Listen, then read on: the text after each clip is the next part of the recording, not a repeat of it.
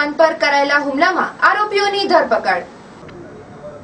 ભુજ શહેરના કેમ્પ વિસ્તારમાં પોલીસ ચાવડી નજીક બુધવારે મોડી રાત્રે અમરદીપ ભાવસાર નામના યુવાન પર હુમલો કરવાના લવ જેહાદ જેવા મામલામાં પોલીસે ત્રણેય આરોપીની ધરપકડ કર્યા બાદ તેમની સામે અટકાયતી પગલાં પણ લીધા હતા।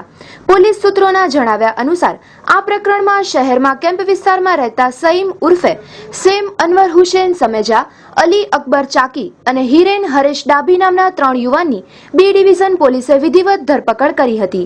ત્રણેય તહોમતદારો સામે પોલીસ 151 તળે અટકાયતી પગલાં લીધા હતા। પતિ અને પત્ની વચ્ચે અણબનાવ બાદ ત્રીજી વ્યક્તિ તરીકે પત્નીના પરિચયમાં આવેલા યુવાને તેના બે સાગરીત સાથે મળીને પતિ પત્નીના ફરી થઈ રહેલા મનમેળ થકી આ હુમલો કર્યો હતો। આ મામલે ભાવસાર સમાજે આવેદન